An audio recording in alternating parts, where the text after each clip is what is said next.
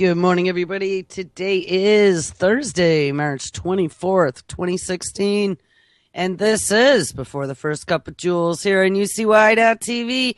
Happy Thursday, everybody. It is a balmy 33 degrees. Raining, snowing, fog, and mist, it says. Here in upstate New York, it's a bit of a mess. But it looks like it'll be over soon. We're supposed to be up in the 50s very shortly, so I'll be happy about that. Where do we leave off yesterday? We titled the show Commercial Delivery Drones, Underwater Motherships, and Cloaking Tech. We discussed quite a number of things, Amazon and some of their battle going on in Washington, and it doesn't seem like it's much of a battle. Just hire yourselves some more lobbyists and throw in $9 million, and you got yourself some legislation. Boeing is also in there. They have their new underwater drone motherships where they can pack those bellies full of underwater unmanned vehicles to go do all kinds of things like check gas lines and, I don't know, be all happy discovering things under the sea. No, not for surveillance or war or anything like that. So that'll be interesting to see. I don't know if that is actually in production yet. I think they said that they were doing some testing off the coast of Southern California at the moment, so I don't think that that's for sale yet, but it's coming.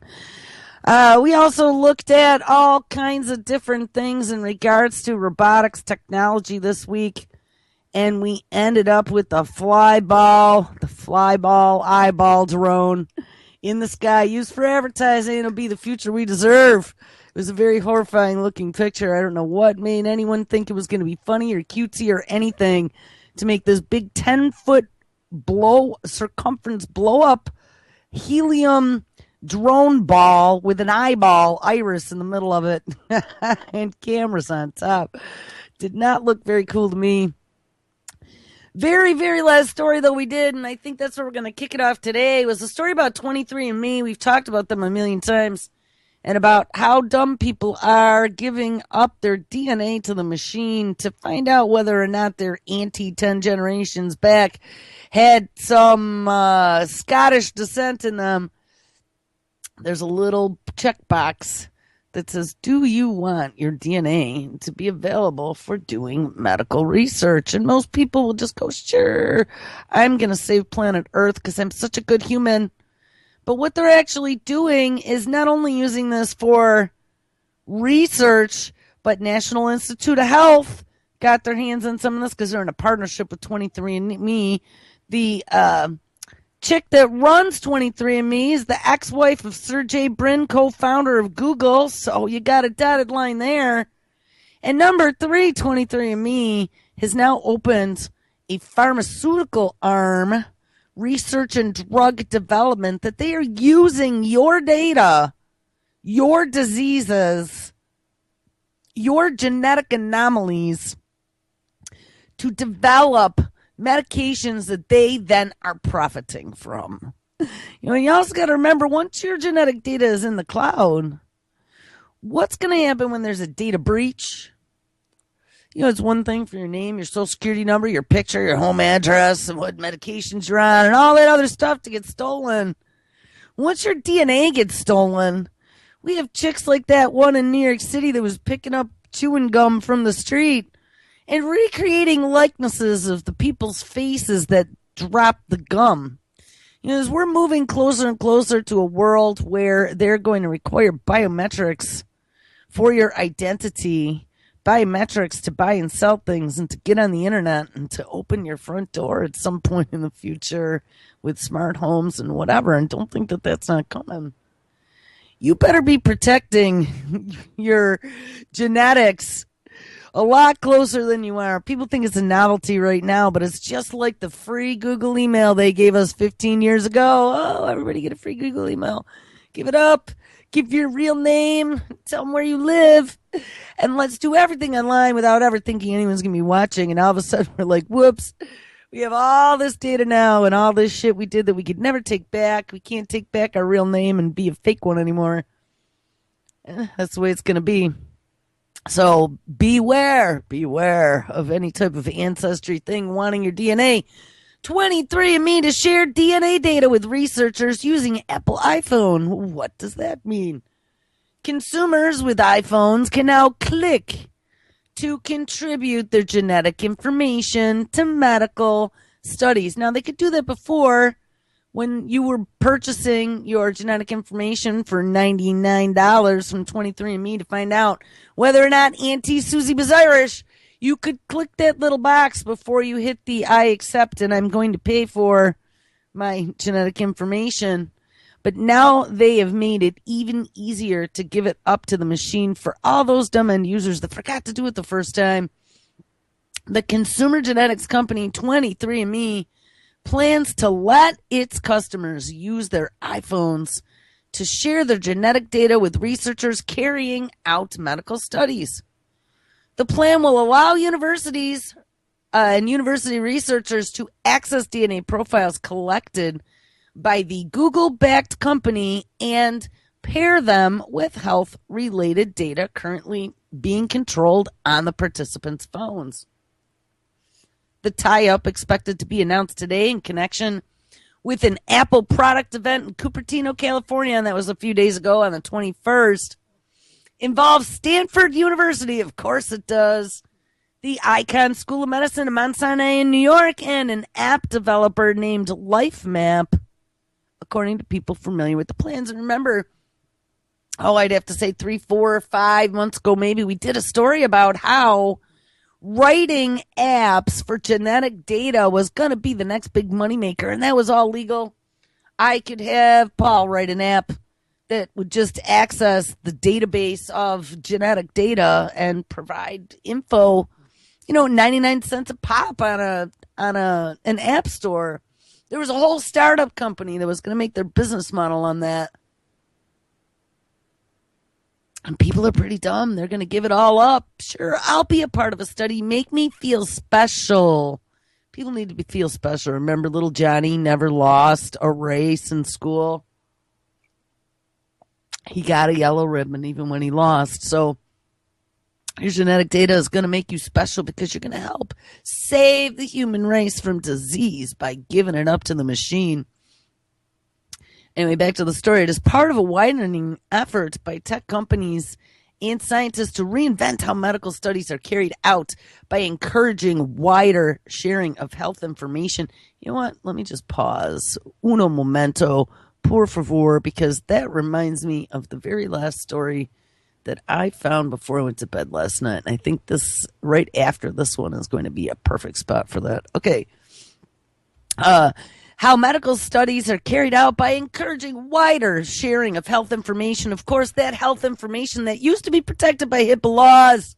And remember, because of lunatic mass shooters, Obama told us during his 35 executive actions after Sandy Hook that pesky HIPAA info was preventing us from staying safe because they didn't know if you were on medication or getting treatment because that information had been private.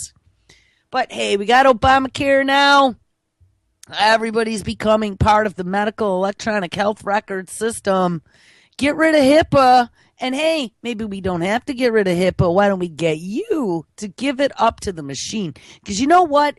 Contained within your DNA data is every disease information that we ever needed, and every drug that you did, and probably every person you ever slept with, and everything you ever ate. Will be able to find some sort of nugget in there to tell us what you've been doing. I mean, this is horrifying. This is the complete loss, to the DNA level of privacy. Don't give it up. This is not a consumer toy. They're telling you it is. Dangling carrot. Look how much fun it is. Give us your $99 and find out how smart you're going to be, or your kid. It just the way they spin it. And I keep seeing these commercials too. Like, it's just so cool in Ancestry, and find out where you came from. Eventually, consumers may simply swipe their phones to share their genetic data as easily as they do their location or their contact list now. So let's just swipe to share genetic data And for now, it's a little more complicated. All the DNA data is located on the 23andMe servers, not on people's phones. It would be shared on a case-by-case study directly with research groups. But only, like I told you, if the volunteers click through a consent process. Right. Check the box. I give you permission to use my information in medical studies. Don't give it up to the machine. You're not special. You're not helping anyone. You're just giving them your full DNA profile to do whatever they want with it. One of the iPhone-based studies called My Heart Counts, see, you're special, your heart counts too, was launched last year by Stanford University Medical School of Medicine and has enrolled 50,000 people. You know, another thing, we spent a lot of time on this show talking about the brain and psychology and all these ways that they play you and the psychological manipulation that they're doing. You know, making you feel special is an easy way. And that's how I get bamboozled every time. If somebody wants to play me, that's all they got to do is make me feel special. And I fall for it every single time. Don't fall for it. It's a trick. It is a trick. It's like putting a piece of cheese out and saying, come on, little mousey, come on. Come on out. It's a trick. So they've enrolled 50,000 people already. It is, quote, one of the largest cardiovascular research trials ever conducted, according to the school. It asks people to fill out survey questions, including ones that ask things such as, how happy are you? And then uses the phone's accelerometer to track how much you walk, run, or stay still during 1 week. Now, there we go. So we take all of this Fitbit type-esque information that they're collecting off of your mobile surveillance device, and they couple that with your DNA data, and bang, look it. Now we have some real actionable information. Ewan Ashley, a Stanford geneticist, said that by adding DNA data from the volunteers, the team hopes to discover the genetic determinants of exercise or whether genes figure into a person's decision to go for a jog or lift some weights. We know that there is no more important intervention for health than exercise. And that is true. I'm going to say we should all get off our asses a little bit more often than we do. You know, exercise also cleans all the junk out of your cells so you don't have stagnant pond water sitting there that's collecting all the toxins your body's trying to get rid of. Sweat gets rid of them all. So everybody should start sweating here. The genetic determinants of exercise are whether genes figure into a person's decision to go for a jog or lift some weights. We know there is no more important intervention for health than exercise, says Ashley, but we don't know how to prescribe it. I don't want to be prescribed exercise. I could do that on my own. Thank you very much. Ashley says that the next phase of the study will also test digital interventions like how to prompt people to get off the couch. Digital interventions. Mount electrodes inside your pants or underwear. Electrocute them to make them get up off the couch. What is a digital intervention like? How to prompt people to get off the couch? That'd be interesting. From 23andMe and Stanford University, no less. 23andMe did not respond to an email inquiry about their effort.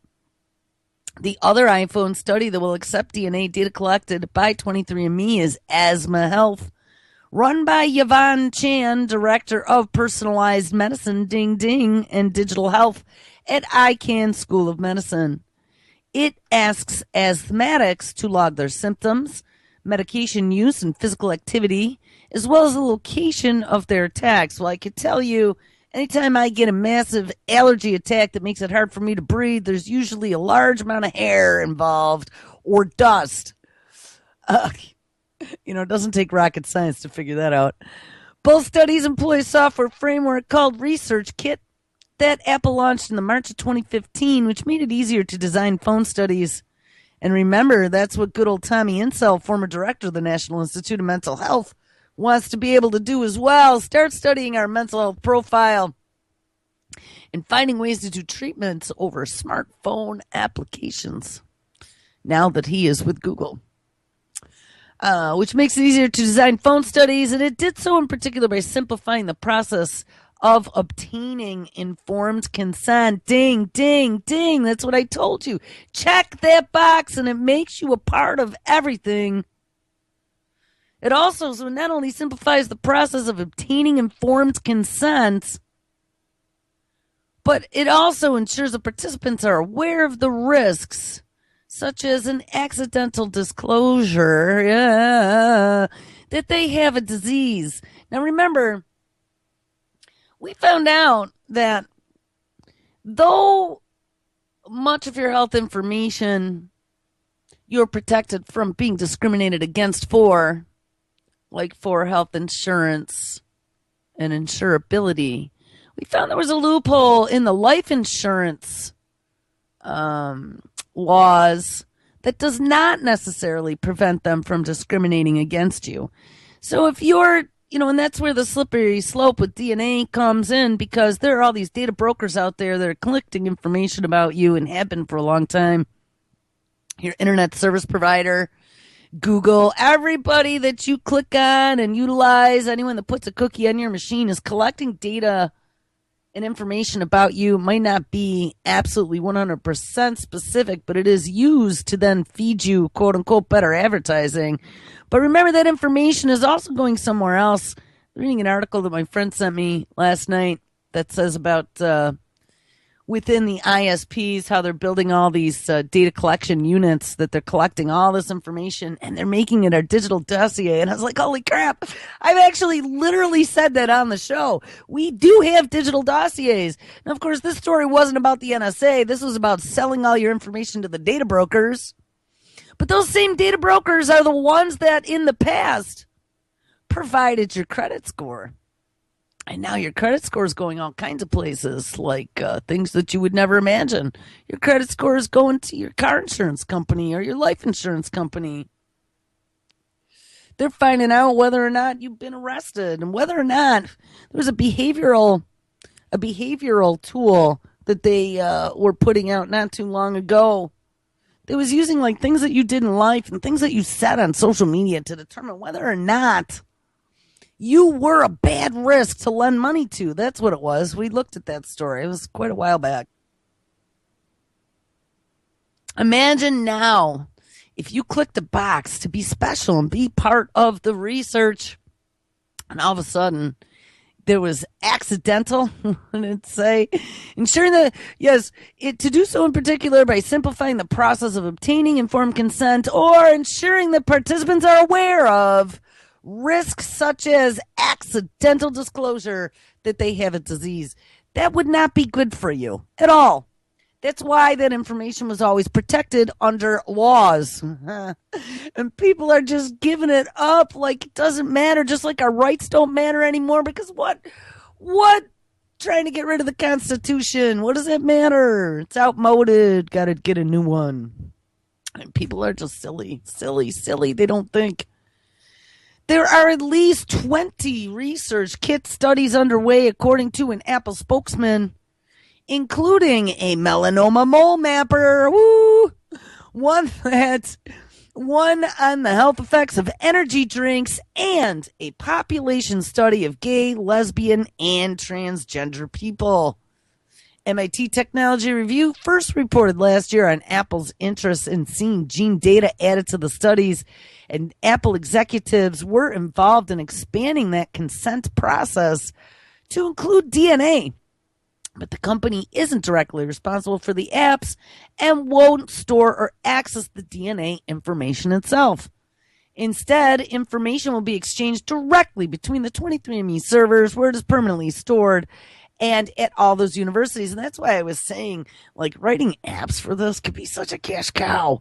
Because, you're only paying 99 cents or $4.99 or whatever for the app because you just want to give it up so bad to find out whether or not you're going to have the BRCA gene or the heart attack gene or the dumb gene or whatever. People are just so stupid, they'll do it disposable income. You don't have to even touch that data. It's not your responsibility. You just read it, provide them the info, give them the big fat click button, and it goes to the other end. It makes the university and 23andMe responsible. I don't know.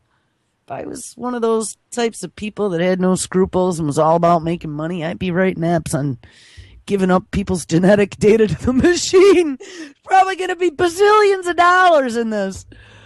Adding a DNA component to the studies could be greatly simplified by 23andMe, which already stores genetic data on over 1 million people. See, told you. And those were 1 million people that already checked that box and gave them their $99. And has previously sold access to drug companies, software, and a service to places like Genentech that want to carry out gene research. And, they didn't say in here, but 23andMe now has their own division that is doing pharmacological research as well. 2 university studies will now ask participants if they want to let researchers see their 23andMe DNA data, and those who haven't signed up will be given an option to buy the test, which lists for, I thought it was 99 cents to get the software. No, $199. And that is for the full genetic profile and provides a high-level overview of a person's genetic makeup. Apple and the Federal Bureau of Investigations has been sparring over access to data on iPhones, and the DNA data raises related concerns. I didn't read the story because it was late, but I just saw that some foreign company out of Israel, go figure, has offered to help the FBI out of the goodness of their hearts to crack that Apple iPhone. So we'll have to see how that turns out. I posted that story last night. I need to read it today. But yeah, good old Israel steps up and gives their buddies a hand.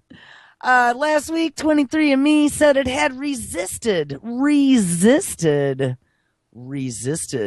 4 requests from law enforcement to access customers' DNA in order to search for matches with crime scene evidence. Now, guys, that's one I didn't even think of. Did you just hear that? This is the last sentence of the story, too. Let's read that one more time. Last week, 23andMe said it had resisted 4, count them 4, 1, 2, 3, 4 requests from law enforcement to access customers' DNA in order to search for matches with crime scene evidence. Don't give it up to the machine. I don't know how many times I have to say that, but I said it again. All right, guys, so they were talking about all kinds of research that they're doing, and they're just inputting your information, and we're getting stuff spitting back out again. Well, here's something kind of interesting, and I'm not going to get too far down this path because I have about 8 stories lined up I want to hit today. But this headline caught my attention right before bed. Physicists, we've talked about it when we were talking about AI and experimentation, how long it's going to be before robots and artificial intelligence start designing their own experiments. Well, guess what? It's happened. Physicists unleash AI to devise unthinkable experiments. Now, the unthinkable caught my attention, especially when I started getting flashbacks to human experimentation that's been proven to be done by the federal government and different governments. Like I'm thinking Japan's 471, I think it was called, that secret torture facility. Unthinkable experiments, quote unquote. Does not sound good, but then having AI devise unthinkable experiments sounds even more horrifying. This one is in regards to quantum physics. So, unthinkable experiments with flashes of light. We'll do just a little bit of this. I don't know. This is again a Scientific American article. I love it. I love reading Scientific American since the 1980s. They're the ones who taught me about nanotechnology way back then as a personal reading publication, but trying to use Scientific American on air is hard because it's so in depth and detailed, and it just goes on forever and ever and ever. It's not one of those little sound bite publications that makes for interesting presentation. But let's see here. Physicists unleash AI to devise unthinkable experiments. Researchers trying to divine the bizarre nature of quantum particle behavior are getting some help from software that designs counterintuitive experiments. So, this question was asked the other day, how long it was going to be before the machine started writing their own research papers on some of the stuff that they're finding in the lab. And we kind of joked about that because a lot of the research papers that are already published are fraudulent and have never been redacted from the journals. But now we also have AI that's thinking up its own experiments. So, we're talking about robots taking jobs.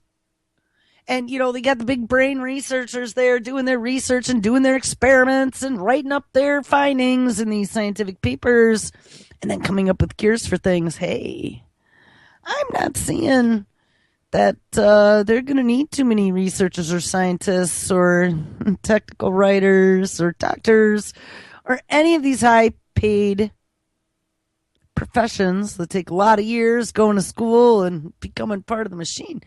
And the computers are going to be able to do it all one day. All right. We're going to move on here. Maybe we'll save that AI making its own experiments for later. That's a really long story. I'll put it in the notes of the show.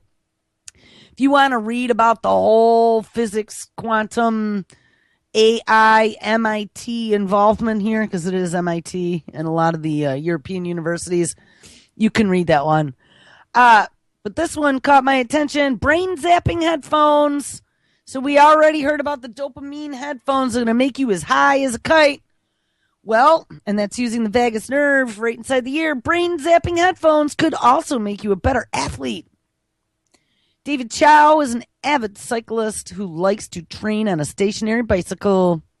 And lately, while training, he's been sporting a pair of trendy-looking headphones that also stimulate his brain. He should use Pops as a guinea pig.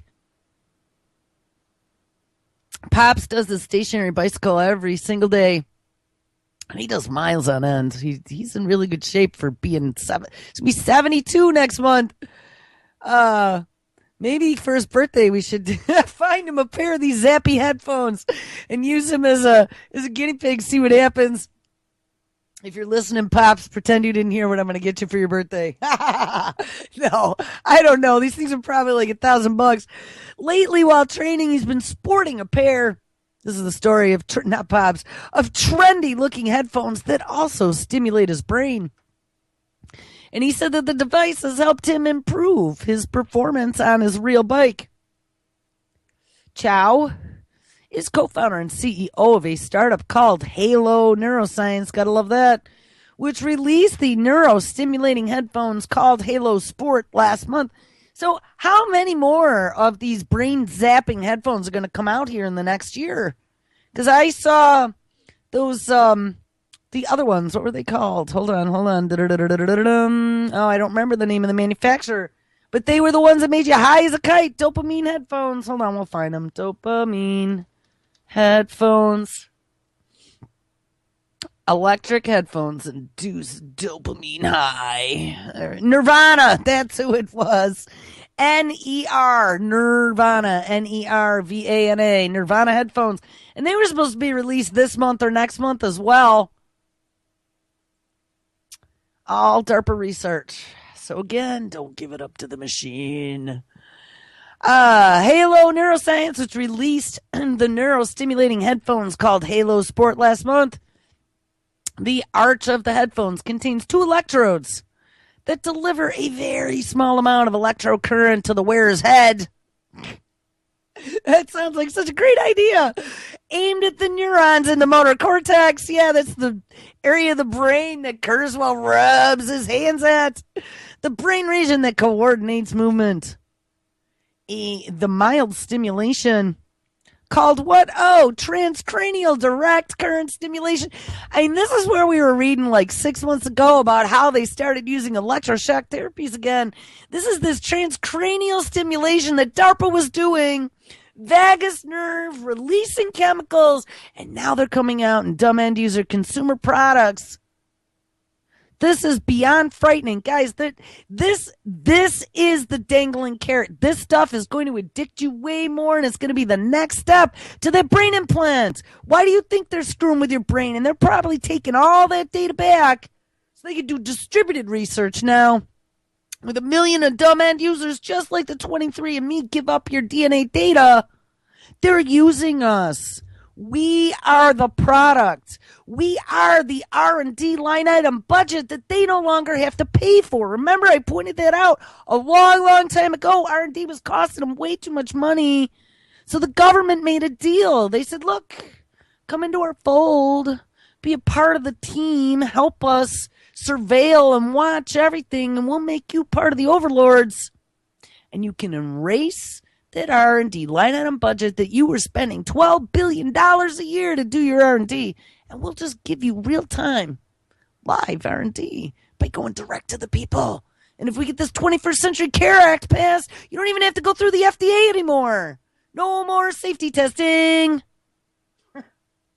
And no more class action lawsuits. Oh, wait, they got rid of those a long time ago for vaccines and medications. So don't worry about it. It's a free-for-all now. Guinea pigs everywhere. And they're all disposable because we're overpopulated. Agenda 21, green climate change. I mean, it just goes on and on.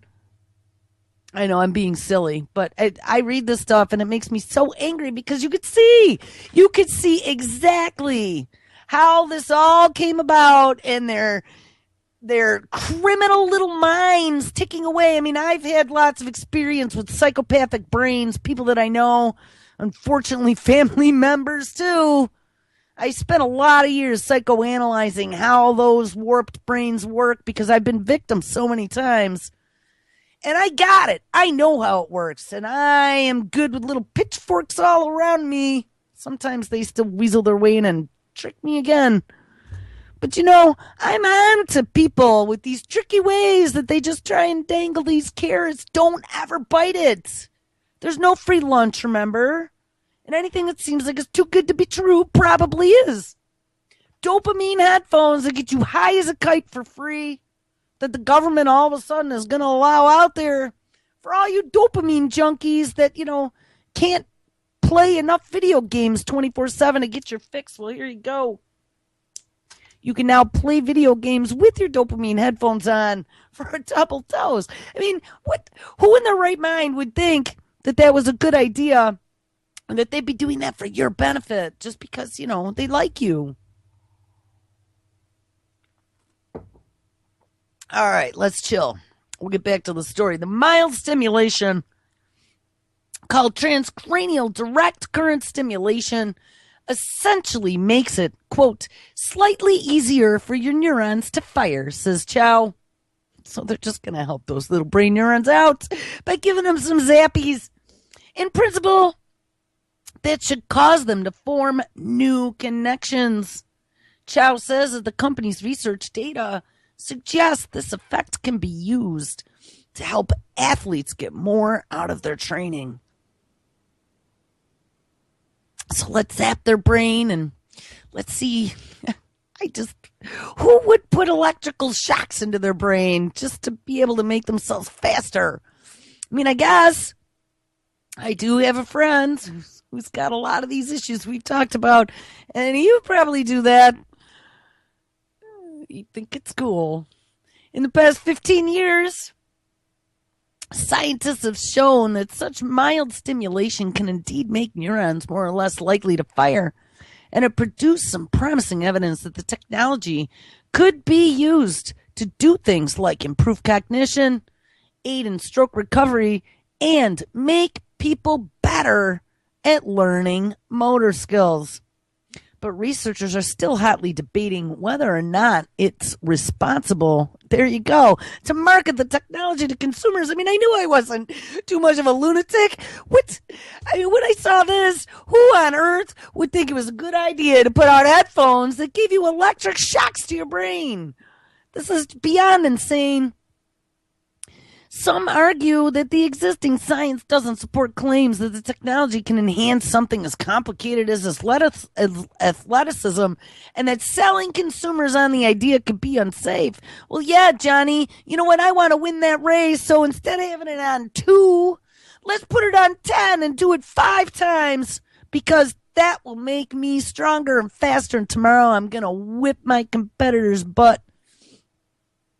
Halo's early research led Chow and his colleagues to focus on using technology to stimulate the motor cortex and ultimately to target athletes with the first product. And you know what? IBM and that Under Armour, you can get your smart underwear on, your racing underwear, and put on your zappy headphones, and you'll be all set. 21st century athlete. Chow says that the company is absolutely aiming to publish in peer-reviewed journals. And it makes you wonder, too, are Olympic athletes going to get penalized for using brain-zapping like they would for using steroids? Good question. Are they going to be able to tell? I brain-zapped before I competed.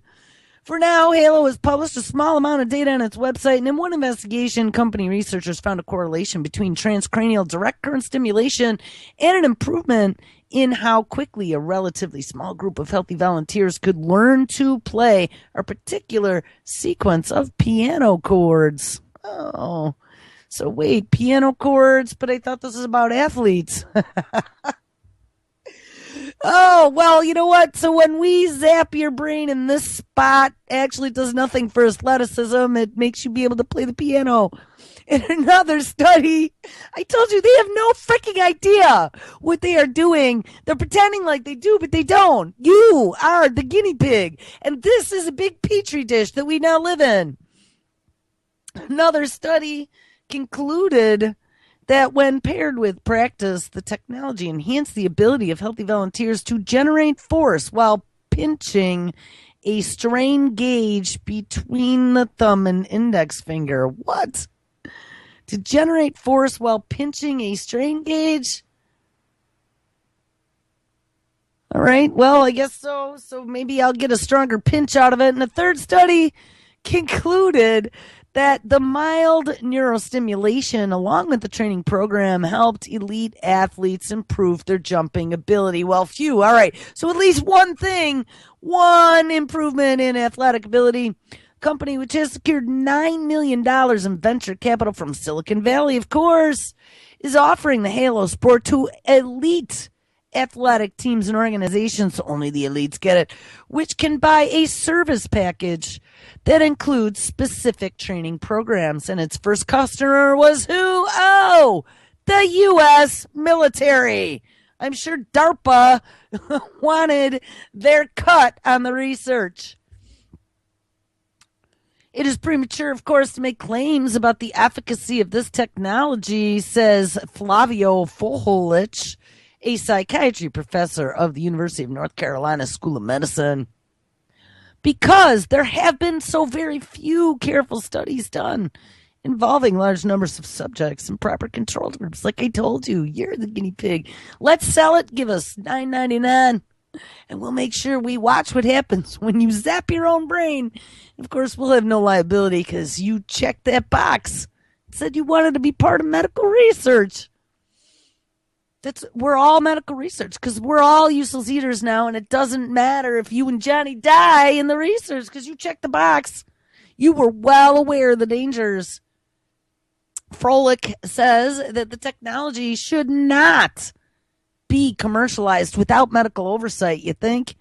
Since there is still a lot we do not know about its effects on the brain, in particular, over the long term. And I can tell you that I am not a tinfoil hat wearing lunatic. When I read this stuff, I still question myself at times. I'm like, is there something wrong with me that I'm just not jumping on board with all this new shit? No, because guess what? The psychiatry professor at the University of North Carolina School of Medicine tends to agree. Says there is plenty of evidence suggesting that transcranial direct current stimulation is safe as long as protocols are followed.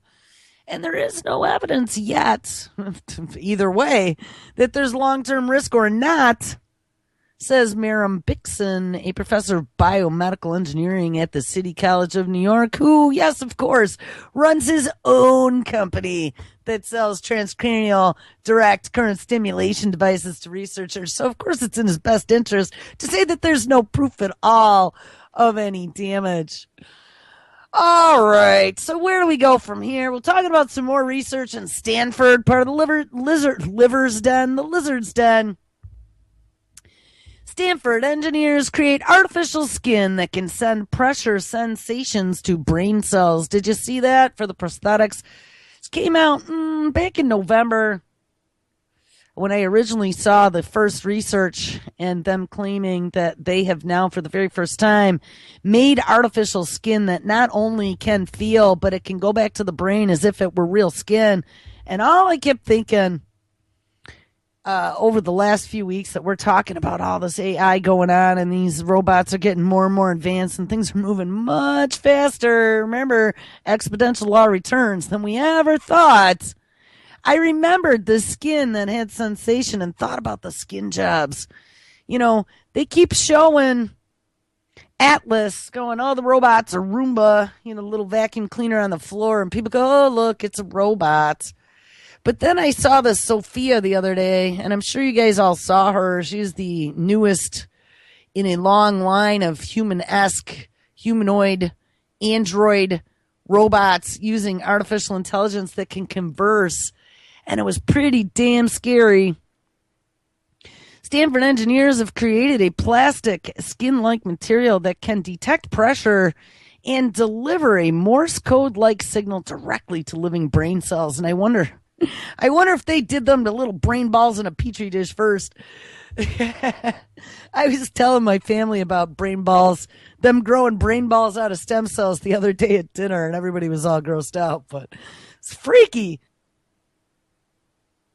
Like literally human little brain balls grown from the back of your hand in a petri dish that think and learn.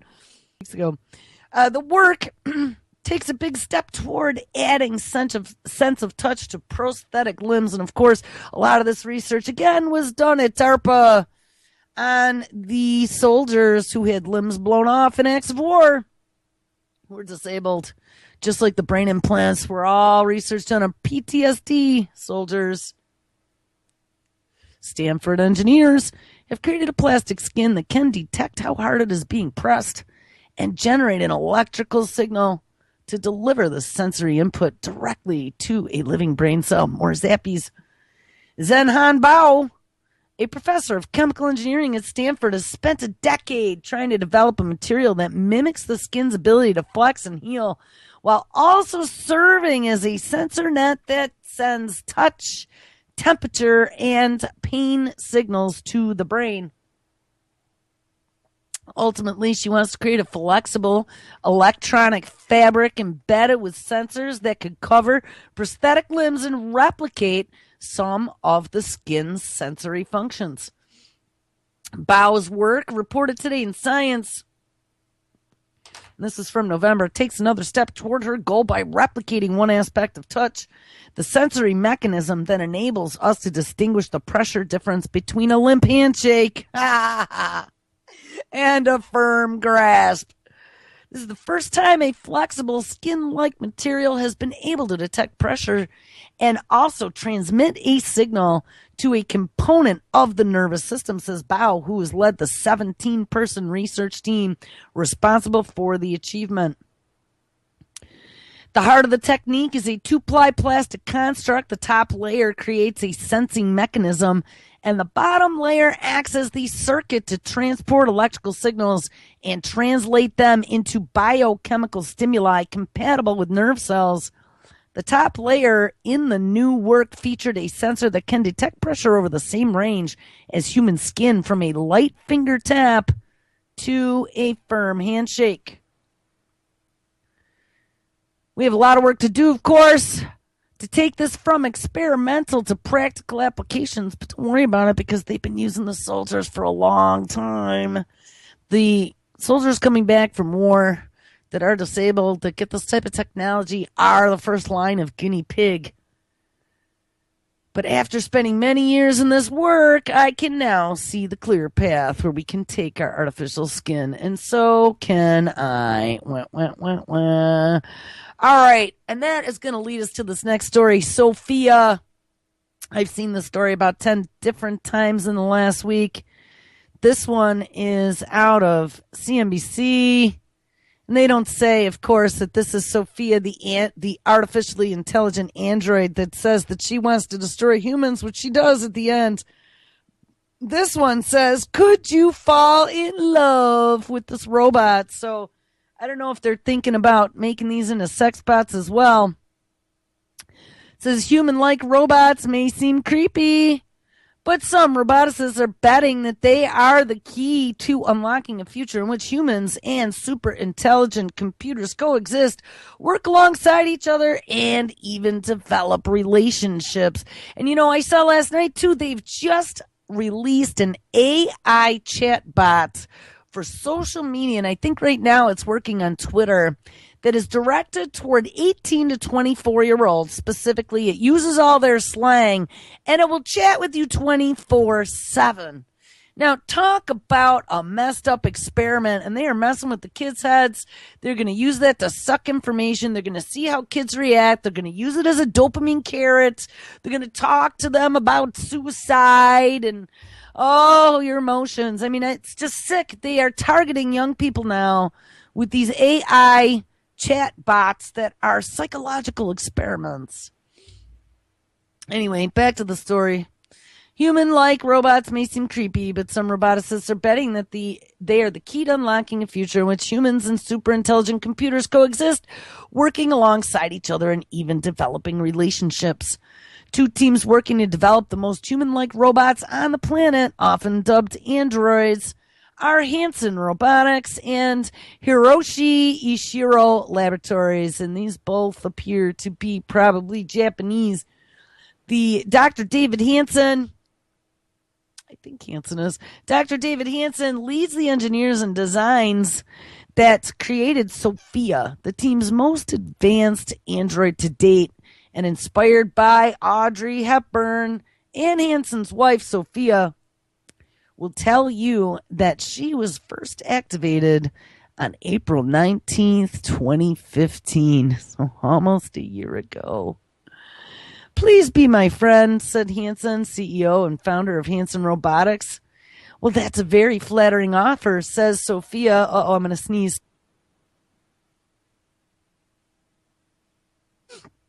Sorry about that. Sophia's lifelike skin, just like the skin that we were talking about, is patented silicone, and she can emulate more than 62 facial expressions. And honestly, when I first saw this video, the reason why we didn't talk about it is because I was almost certain that someone was animating her facial expressions and making her talk. But I've seen about 10 stories on this now, and I've dug into it, and no, she's real. It's pretty damn scary. Cameras inside her eyes, combined with computer algorithms, enable her to see, follow faces, and appear to make eye contact and recognize individuals. And a combination of Alphabet's Google Chrome voice recognition technology and other tools enables Sophia to process speech, chat, and get smarter over time. Hanson is also working with who? IBM and Intel to explore integrating some of their technologies. And of course, we know IBM offers their cognitive computing platform with Watson. Our goal is that she will be as conscious, creative, and capable as any human, says Hanson. And we are designing these robots to serve where? In healthcare. Remember, got to take care of Nana. In therapy, education, and customer service applications, such as, taking all the jobs at the fast food restaurants and the hotels and all the other places. Hanson said that one day robots will be indistinguishable from humans. Robots walk, play, teach, help, and form real relationships with people. The artificial intelligence will evolve to a point where they will truly be our friends, he said. Not in ways that dehumanize us, but ways that rehumanize us. Yes, like making us their pets. that decrease the trend of the distance between people and instead connect us with the people as well as with robots so we can open our arms and tell them that we are ready for that 24/7 internet brain implant so we can be more like our best friends, our new best friends. The android robot machine that you placed in a nanosome. And this is just beyond horrifying. Let's teach people how great it is to not be able to distinguish between androids and humans, because you know what? Humans suck anyway. I got a new best friend, and it's a robot. Hanson plans to announce pricing and availability of its human-like robots later this year. And the key to creating robots that care about humans is giving them human-like faces. We talked about this, about that Kismet, the original research at MIT, Kismet, the emotional robot that gave facial expressions and could do like 62 of those, and how people responded. And they discovered a long time ago from the sociological perspective that people would be more apt to open their arms to robots if they responded emotionally like humans. And facial expression is a big part of response. The key, so they're releasing this human-like robot later this year. The key to creating robots that care about humans is giving them human-like faces that enable them to gather data, while real humans explore different applications for technology. So they're gathering data on you as well. And that can really help to prevent some of the discontent and possible dangers of developing super intelligent or human level machines that don't care. Oh, let's make them care. Gemini is the Latin name for twins, and at the root of Geminoid, a robot created by Hiroishi Ishirugo in his own likeness. That's the Japanese one. I've seen him before. Geminoid is a plastic skull, metal skeleton, and silicon skin, and is controlled by an external computer. Ishirugo created Geminoid in order to study humans, which he believes are not that different from robots. We are more autonomous and more intelligent, but that is it, he says. Ishirugo is creating a line of robots with different functions in mind. The most human-looking robots are best suited to roles such as hotel receptionists, museum tour guides, and language tutors, he says. In his own tests, he found 80% of the people greeted his most human-like android with a hello, initially mistaking them for real people. Ishirugo is also running field tests using robots to interact with people with dementia and kids with autism. And for those situations, a mechanical-looking robot is better. They do not like to talk to humans or very human-like robots, he says. But as the autistic kids grow up, they accept a more human-like robot. Ishirugo is not expecting the average household to buy a Geminoid, in part because of its $100,000 price tag, but he has already some orders from researchers, and he does expect smaller communicative robots to make their way inside many households within the next couple of years. Ishirugo's soda robots are already on the market for $500, and Japan's largest telecommunication company, NTT, is rolling out the 11-inch voice-enabled bots starting in the homes of seniors, and they're going to sell it as a service. Soda is being touted as the interface for the Internet of Things, ding, ding, allowing users to monitor and control any device, such as a TV or a heart rate monitor. Oh, guys, it is just unbelievable as to how much of this stuff is pushing out. And you know what? To add insult to injury, dangling carrots galore out of Gizmodo. Pornhub, ding, ding, ding. You knew that was coming. Pornhub just launched a free virtual reality channel, and it is wild. Have you ever wanted to try porn in virtual reality? I mean, if those goggles connecting you to the Matrix and sucking you away from every bit of reality isn't enough. We saw that with the Zuckermuckerberg walking through the auditorium, and now one of the tech geeks even saw him there because they had their VR goggles on and were sucked into the Matrix. Well, we might as well make it porn.